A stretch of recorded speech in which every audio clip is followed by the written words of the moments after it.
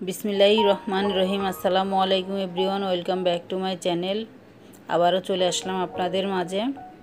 एखाने 5टा डिम सिद्ध करे निয়েছি আর ডিমটা লেবু আমি 1 পিস লেবু দিয়েছিলাম, একটু লবণ দিয়ে আমি ভালোভাবে সিদ্ধ করে নিয়েছি। আর শসা কুচি করে নিয়েছি, পেঁয়াজ কুচি করে নিয়েছি, একদম দেখেন কত ছোট ছোট করে কেটে নিয়েছি আর কি।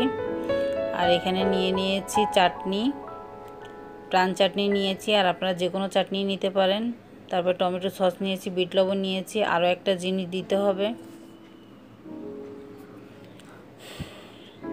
আর এই পর্যায়ে যদি আমার ভিডিওটা ভালো লেগে থাকে প্লিজ আমার চ্যানেলটা সাবস্ক্রাইব করে দিবেন, আর ভিডিওতে একটা লাইক দিয়ে দেখা শুরু করবেন। আর শসাটা আর পেঁয়াজটা নিয়ে নিচ্ছি আমি একটা কাপের ভিতরে, আপনারা বাটিতেও নিতে পারেন। আর এই কাপটা আমার মেয়ে, ছোট মেয়ে স্কুল থেকে পেয়েছিল।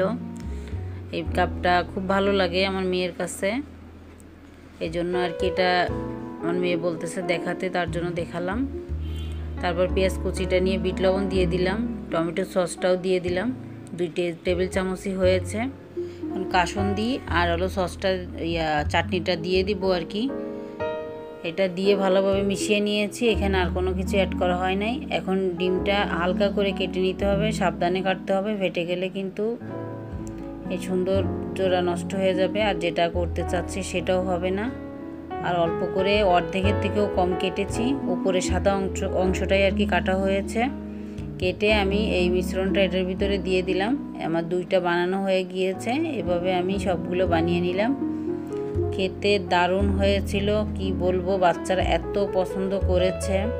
আমার মেয়েরা তো ডিম খেতে চায় না, কিন্তু এইভাবে করে দিয়েছি পরে খেয়েছে। আমার ছোটো মেয়ে তো 2টা খেয়েছে মাশাআল্লাহ, বলতেছে আম্মু আবারও বানিয়ে দিবা।